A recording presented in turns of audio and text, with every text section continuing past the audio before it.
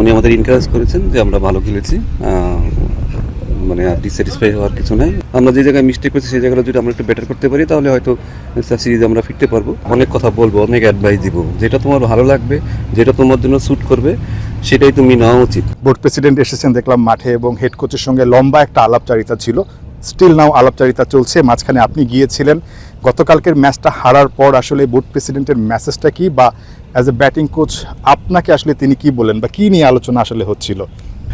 উনি আমাদের এনকারেজ করেছেন যে আমরা ভালো খেলেছি, মানে আর ডিস্যাটিসফাই হওয়ার কিছু নাই। ভালো খেলছে ছেলেরা, হয়তো এতটুকুই হয়েছে, আর বেশি আসলে কথা হয়নি। এখন গতকাল ক্লোজ ম্যাচ ছিল, তার মানে কি ক্লোজ ম্যাচ যখন হবে তখন আপনি আসলে জয় পরাজয়ের ব্যবধানটা আসলে খুব কম। আমরা যে জায়গায় মিস্টেক করছি সেই জায়গাটা যদি আমরা একটু বেটার করতে পারি তাহলে হয়তো সিরিজে আমরা ফিরতে পারবো। বাট ওয়েস্ট ইন্ডিজ ভালো স্ট্রং টিম, তো আমাদেরকে আরও ভালো বেটার প্ল্যান করে মাঠে আসতে হবে। যেহেতু এই ছেলেদের হয়তো আমি অনেকদিন আগে থেকে চিনি, তাদের কাছ থেকে হয়তো ইন্টিমেসিটা হয়তো আমার বেশি আছে বলে হয়তো আমি ওইভাবে হয়তো আগাতে পারি। তো এইটাই আসলে খুব বেশি কিছু না, এবং ভালো মন্দ ডিসিশনটা আসলে ছেলেরই নেওয়া উচিত। আমি সবসময় ছেলেদের বলি যে আসলে আমরা কোচরা তো আমরা অনেক কথা বলবো, অনেক অ্যাডভাইস দিব, যেটা তোমার ভালো লাগবে, যেটা তোমার জন্য স্যুট করবে সেটাই তুমি নেওয়া উচিত।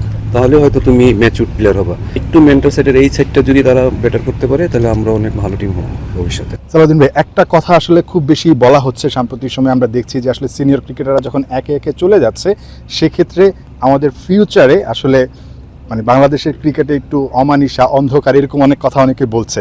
আপনি তো ক্রিকেটারদের খুব কাছ থেকে দেখেন, পাইপলাইনে যারা আছে তাদেরকেও খুব কাছ থেকে দেখেন।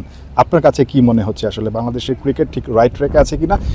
যারা নেক্সট হয়তো আমরা সেই ব্যাকআপগুলো আসলে তৈরি করিনি, সেটা নিয়ে আমি আর টানাহেসরা করতে চাই না যে আসলে কীভাবে তৈরি হয়নি কেন। বাট যখন আপনি ন্যাশনাল টিমে খেলবেন তখন আপনার এক্সপিরিয়েন্সের কথাটা বলেন না কখনো, এটা আমার রিকোয়েস্ট। কারণ যখনই আপনি ন্যাশনাল টিমে খেলতে আসছেন আপনি বাংলাদেশের টপ 11 জন প্লেয়ারের মধ্যে একজন। তো আপনাকে এখানে আমি এক্সপিরিয়েন্সের দোহাই দিয়ে আপনাকে আমি আসলে কিছু আপনাকে বাঁচাবো না। আপনি যখনই সে যদি 2 ম্যাচ হোক 3 ম্যাচ হোক তাকে সেটা ডেলিভারি করতেই হবে। সো এখানে আপনি এক্সপিরিয়েন্সের দোহাই দেওয়াটা আসলে ঠিক হবে না।